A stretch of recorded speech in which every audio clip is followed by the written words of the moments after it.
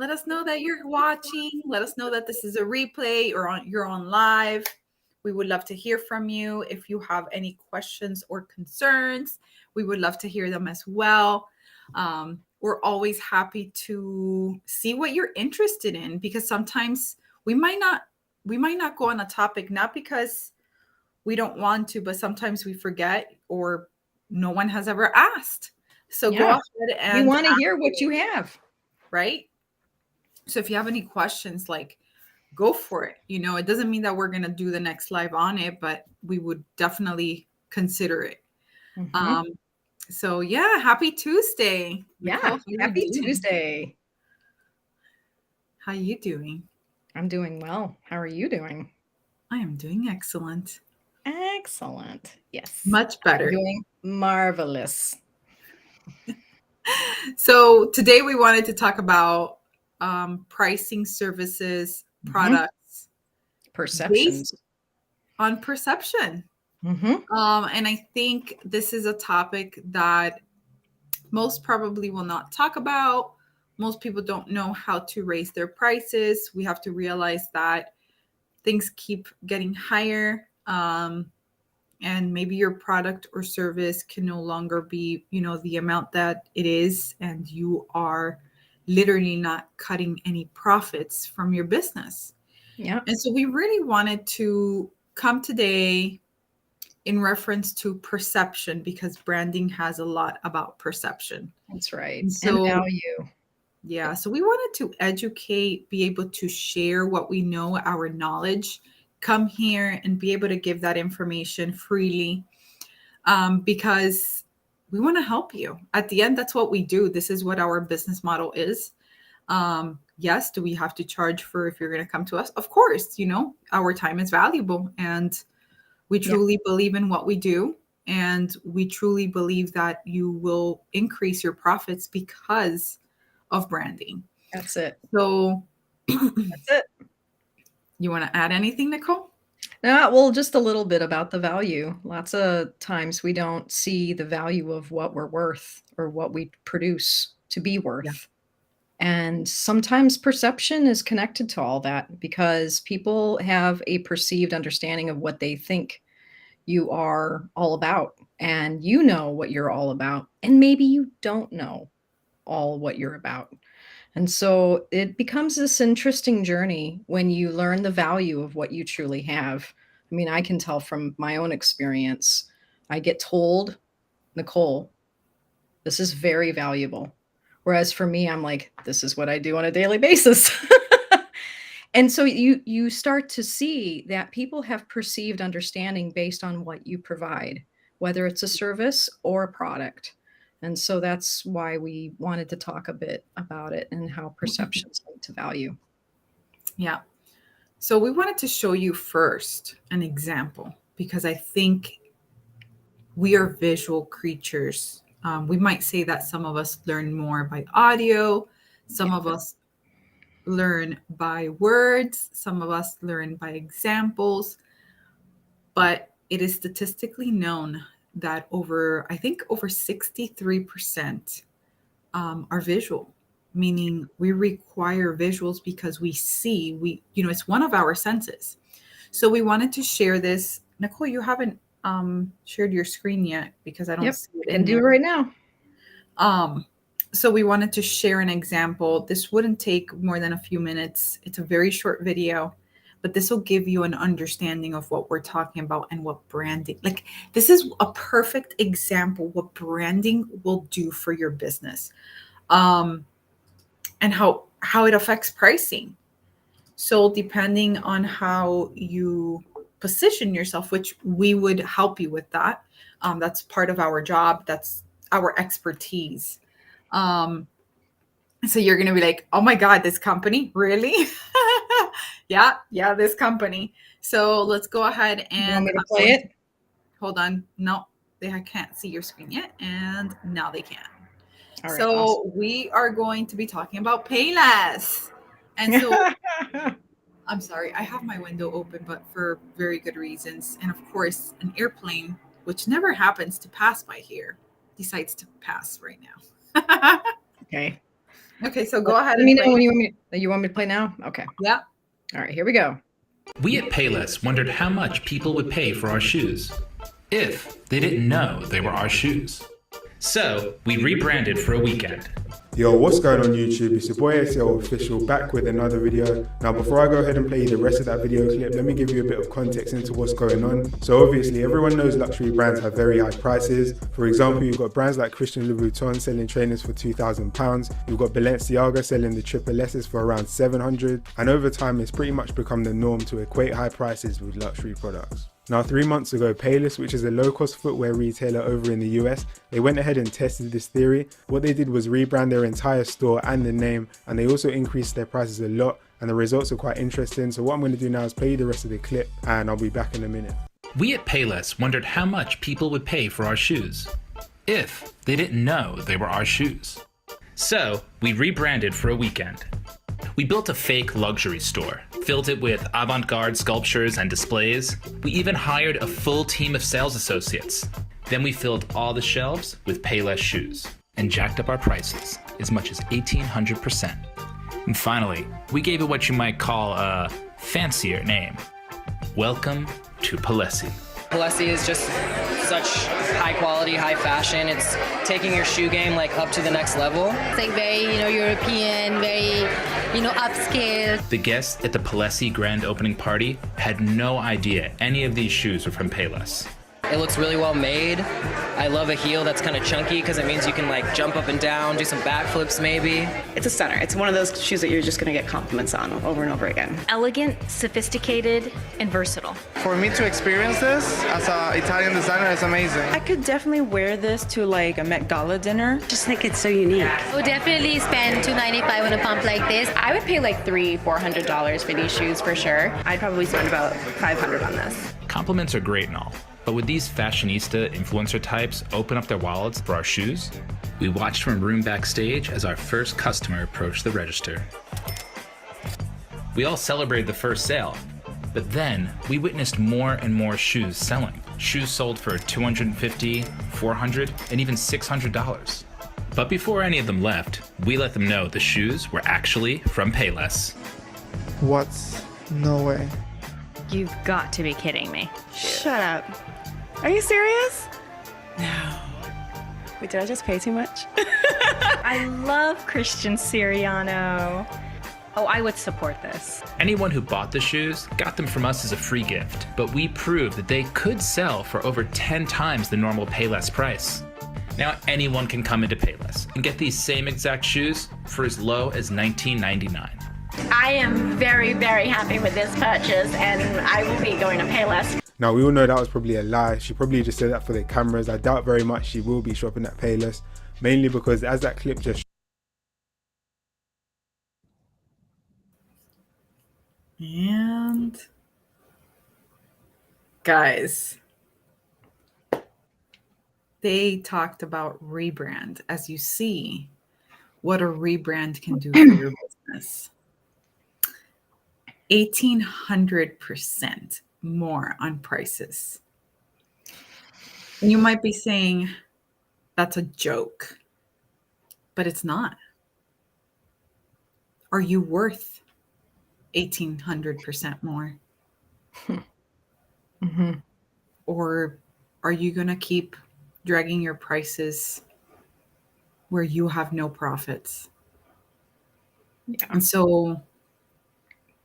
And maybe you're like, well, that's unethical.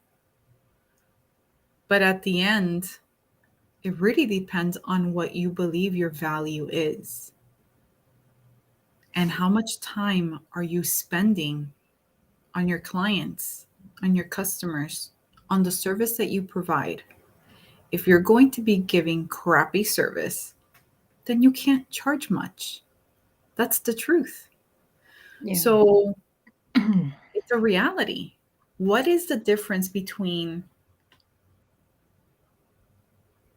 Fendi shoes to Payless shoes? And some say, well, the quality is better.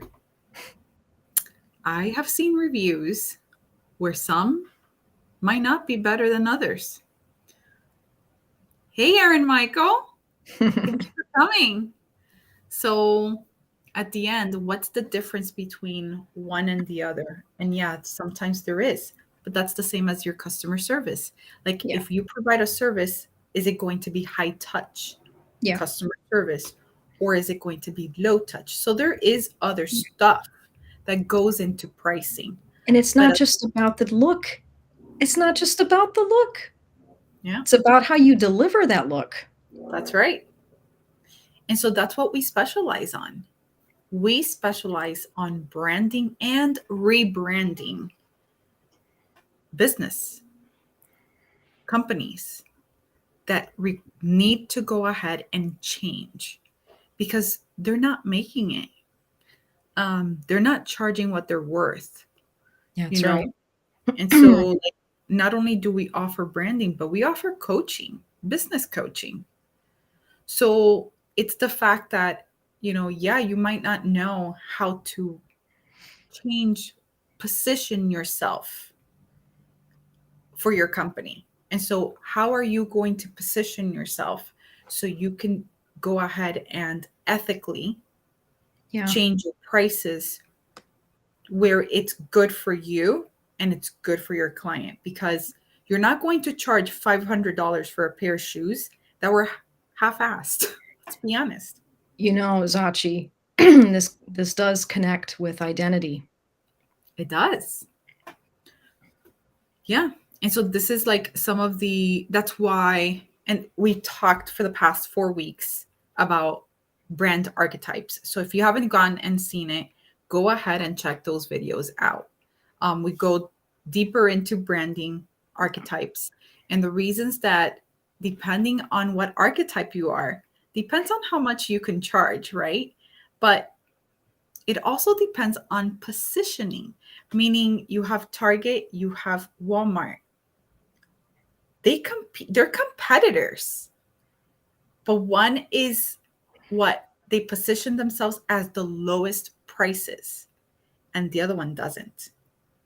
Mm-hmm. And so where do they position more themselves like special like artists and different categories on like bringing higher class kind of a thing, but it's still good prices. But they are competitors. And so, like, where are you going to position yourself in the industry where you stand out for your industry? And that's what branding does. And so that's why you go to the experts. Those archetypes are on our regular Facebook page, right? Yeah, the videos are. Yeah. Yeah. So our business page and my personal page, if you want, you can always go to our group, which is Unstoppable and Unashamed Entrepreneurship. And so we share as well in there. If you want to share about yourself, about your business, if you want extra help, we're more than happy to go ahead and give you the information, because we don't mind. Yeah. And a lot of times too, people just don't know. They don't know. They don't even know what they're worth. They don't know what their product or their service is worth. And so that's why we offer coaching, because we're going to help walk you through a series of questions that get you to explore really about your own self and about what you're providing for value. Correct. Yeah. And really positioning is everything. Because who wants to pay $500 for crummy shoes, right? But if they're well-made shoes and they're $500, you're like, well, they're going to serve me for 5 years. If that's good for you, that's good enough. But it's the same as like your services. Like, what makes a coach that's worth $10,000 to a coach that's $1,000 a month, right? Because that's the low range, $1,000 per month, which, I'll be honest, that's what we charge. We charge $1,000. We don't charge $10,000 for coaching on a monthly basis.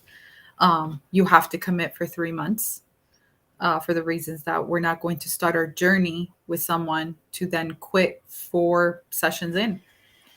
So we do 3 months at a time. But what is the difference between them?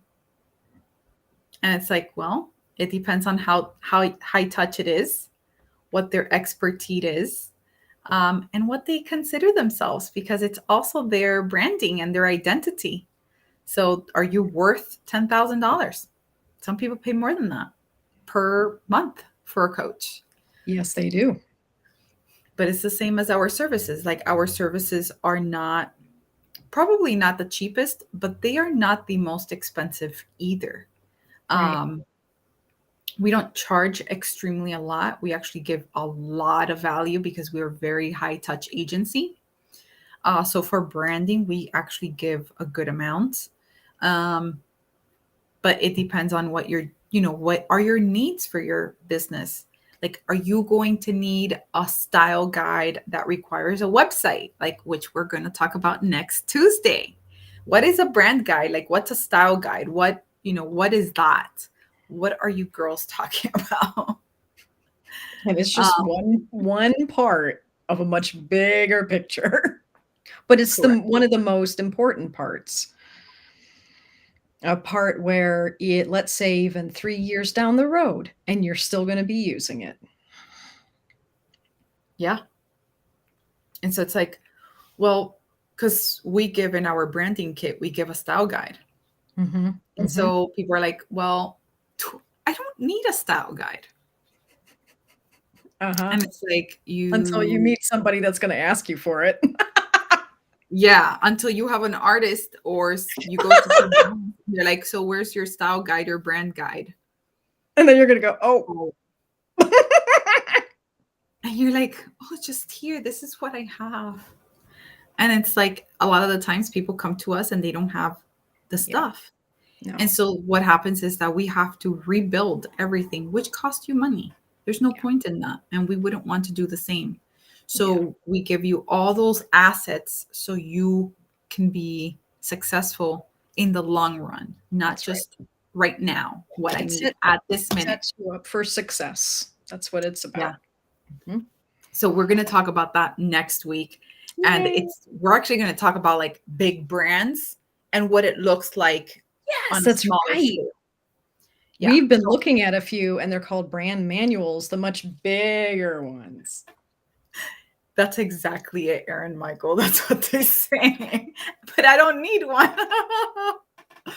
And it's like, you really do, because we see it every time we have someone that needs a refresh or had a logo done, but they realize that they need to up their game, right? So they are refreshing for the most part. And they never have a style guide. They never have their assets.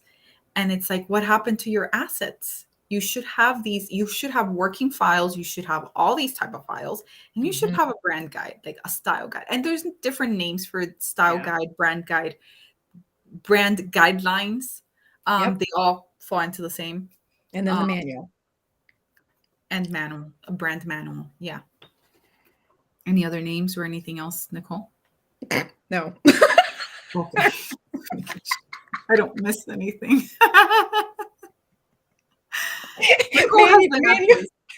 Manual is so large that they have their own websites. They do. So people don't know this, but when you have a multi-billion-dollar company that's global, because a lot of these companies that have a website for their brand guidelines or manual is because they're a global company. And so everyone has the ability to go into the guidelines so they don't fall away from, you want to be cohesive and when you have many, many, many employees, you got to make sure that it all stays the same. Otherwise you lose your brand. And you did happen to touch on something. So beyond it, and we can dive deeper later, but there's this other thing called design systems. Yes. And that is the segue, like this brand manual and how large they get does segue over into design systems. Correct. I don't know if anyone would be interested at this point. It's just fascinating. It is. For us, it is. And in a way, it's good to semi-educate some of this, because maybe right now you're a small business and you're like, well, I can throw all that out the door. But if you're really walking, and this is the people that we want to call to, we want to call to the business owners that want to grow. We're not looking for business owners that want to stay small. That's right. That's right. I'm just being truthful with you guys. Our clients that we seek out are for clients that are wanting to grow, that are wanting to stretch themselves, that are wanting to scale, that are wanting to keep going and become a big business, a big brand. Why? Because I do feel as kings that we're to grow. And if you know me, you know that I am a Christian and I believe that we're kings. And so for me, it's important that our identity falls into that. And if you're a king, you should be walking into abundance, into money, into financial freedom, into having freedom from being stuck having a business that you have to work for the business, not the business work for you. That's right. Yep. At the end, we are still working for the business at this time, but we're implementing all different, SOPs, which is standard operating procedures, and starting to develop a way to bring in more employees or contractors, if you want to call them, depending on where we're at. And if you don't have this stuff set up and goals, and yeah, it's not going to scale. It's not going to grow. Yeah. And that's what you ultimately want. And then you're going to build up budgets, like for a marketing budget. Yes. Ooh, that's a good one that we can talk about, marketing budgets. Yeah. Because a lot of people don't realize what type of budget they need for a business. True. We could. You might want to write that down. Okay, I will.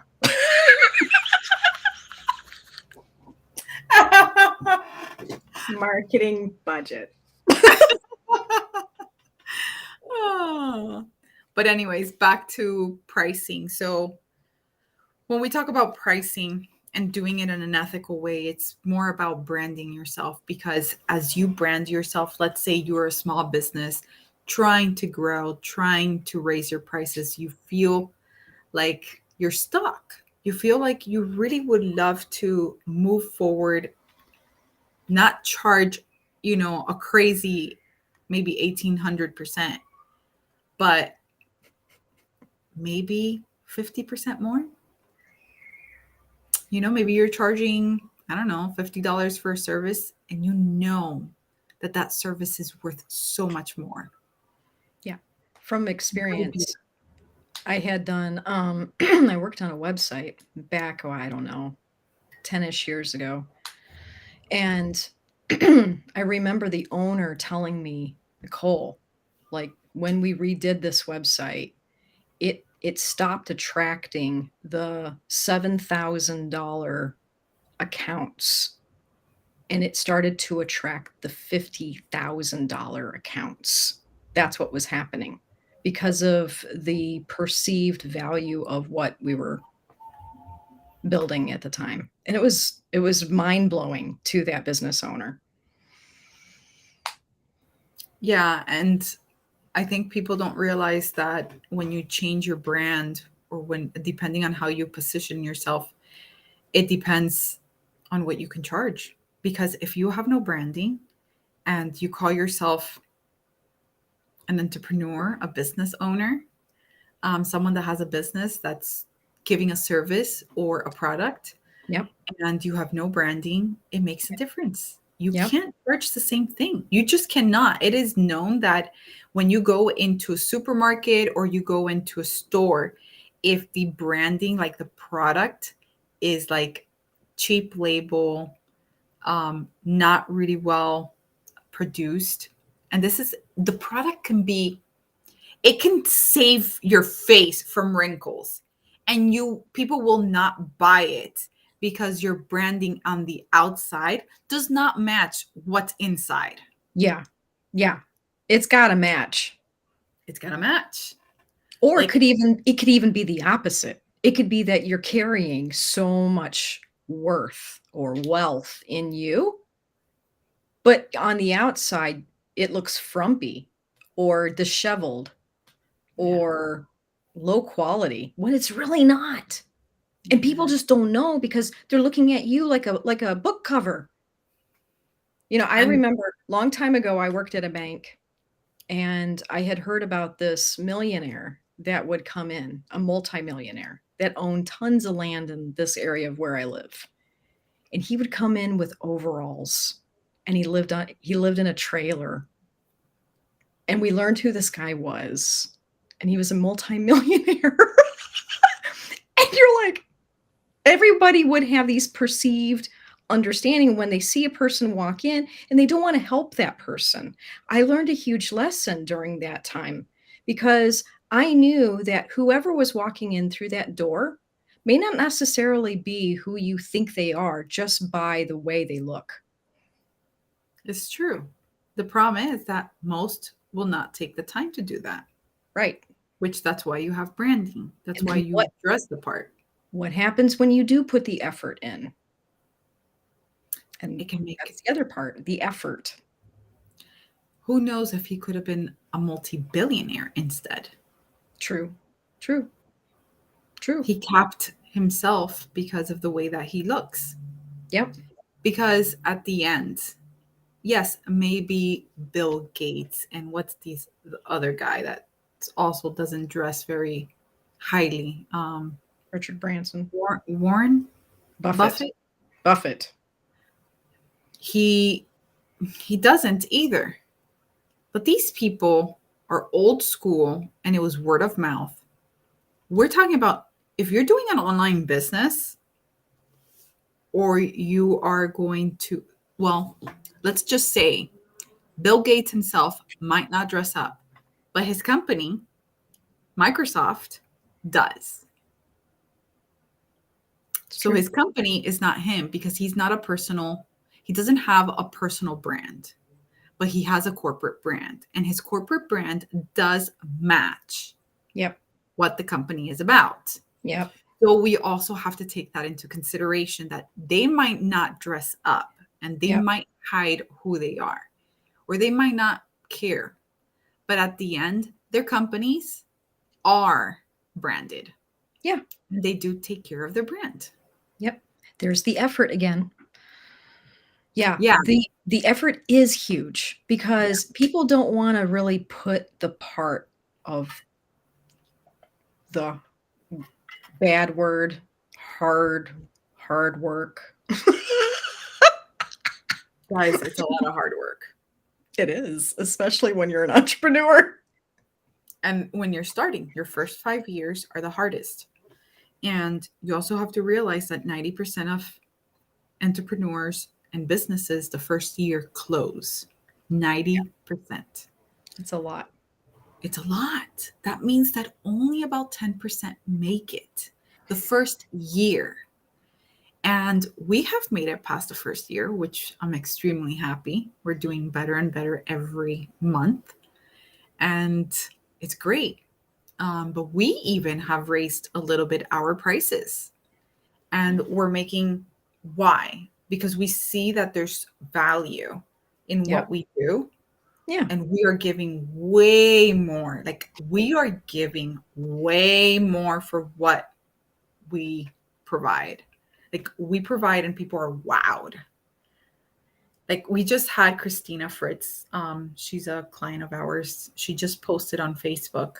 If you go to our business page on Facebook, Thank you, Christina, you're going to see her on there. And she was wowed. She just couldn't believe that we took the time to show step by step through proposal and a contract what we were going to do and what was going to happen in each step. She says that she's never seen anything like that. And it's because we do things in excellence. We want to walk with you in excellence and we want to show you what that looks like because this is an important part, a foundation to your business. And so we take the time. So that's how you raise prices. Prices should be ethically done. Obviously, you have to charge what you think you're worth and not feel like, well, I'm taking people's money. because that's not what business is about, and it shouldn't be. Yeah. You're providing a product or a service in exchange for money. But at the end, it's to help people. And there has to be an exchange because people have to sow into you as you sow into them. And it's an exchange, a trading that happens. And it's continuous. And so we pay for services as we grow and as we need it, right? So, Nicole, you want to add anything else? No, I just keep thinking we need to do another Facebook Live on just that. On which one? The money talk. That's a big one. It is a big one. You could almost do a series on it, but well, this is why we do coaching because a lot of these issues take a lot of time, and sometimes it takes months before we break free from some of these. And it's also because the world teaches you that it's wrong to charge. It's wrong. And as women, it's even harder because everything says that we're not supposed to make money and that we're supposed to be dependent on someone else. Yeah. And that's not true. I'm not saying that you can't have unity with your husband, in family, but it does not mean that a woman cannot earn more money than her husband. And so there's so much on that. Yeah. But we have been Hollywood, everything, like you hear movies, everything, it all falls into believing that you're supposed to be taken care of and that you cannot earn more than men. And that if you earn tons of money, then you are called a B. Yep. Yep. When in reality, that does not have to mean anything. Yep. And I've seen that on my side of things too, in the advertising industry. Strong businesswoman. They want to say that, you're evil just because you make money. Mm-hmm. When that's not true. That's not true. So there's a lot that goes on. And then a lot of women feel guilty making money. So they don't raise their prices. Yeah, I did have one thing to add. So businesses too struggle in breaking through that ceiling of growth because of more internal reasons of what keeps them down, around money, around the position and authority that you have in the particular role that you're in. And so here they have a chance to really scale and expand their business, but then they keep their own selves down because they have problems with worth, with identity, with understanding their value. Yeah, it's a big deal. Yeah. And see how it's all connected? Why we even show the video in the very beginning? Because it is all connected. And lots of times people aren't understanding that their business really is a reflection of the DNA that's within them. Yeah. Yeah. And there's so much of that. And if you're a woman, you would understand this better than a man. Men tend to be more forward. They tend to not have that guilty feeling of earning more. Maybe in the Christian world, maybe. But normally men tend not to have the same feelings as women do in business. And women tend to feel guilty, or that they have to give their money, or that they have to, what is it? Like give in, or like if someone wants something free, you'll offer it. Like there's a lot that goes into money earning for women, and that they can't be a mother and a strong leader, which that is not true. Yep. Yeah, we really could talk about this as a series. Yes, but we'll shut it here. We might do. Yeah, you might want to write that down. Okay. Money. I'll do that along with the marketing budget. Yes, I think it's important. And I know we have a lot of women entrepreneurs that are friends with us more than men. Not on purpose. It's just that's the way it's gone. But we have clients that are male, and it's been a wonderful journey. Oh my goodness. Tons, Michael. tons of trust, tons of honor, Mm-hmm. the exchange of honor and trust amongst all of our clients that are male and female. And it's mutual. It's all mutual. Yeah. Yeah. Very thankful. Yeah. So we've been great. Yeah. But I think they realize the value. But yeah, we even know that we're not charging enough. Like we know that. It is for sure. Because Nicole's experience and amount of work that she does is so great. And what comes back is so much more. And we've seen it time and time again. Our clients come later and say, like, it has changed with our clients. And it's like, yeah, we know. We knew that. I mean, we know what we do is great. It's just that sometimes there's a lot of skepticism at the beginning because you've never, either you've never heard of branding, for small business owners especially. And if you're not in the online community, you have a harder time to understand, but you really should be getting educated in, apart from us, with other either coaches or other entrepreneurs that are, if you are an entrepreneur, you should be seeking out other entrepreneurs, like groups about entrepreneurship. For the reasons, it will help you open your eyes. Be in a tribe. See what others are learning, teaching, educating, sharing, and you just pick up a lot. Yep. So I definitely recommend it. Because it will open your eyes to things that you just have no idea. Anyways, guys. Yeah. We love you. We thank you for coming and joining us. If you're on a replay, please go ahead and say hi. Comment on what you thought of this. Erin, Michael, thank you for showing up today. Yes. We love you.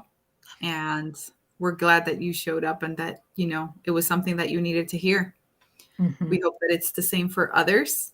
And we will be here next Tuesday. The following after that, we might change it, but next week it will be Tuesday. Same time, 8 p.m. Eastern time, 5 p.m. Pacific time. Okay? Lots of hugs, kisses, and let us know how this goes for you. Bye, guys.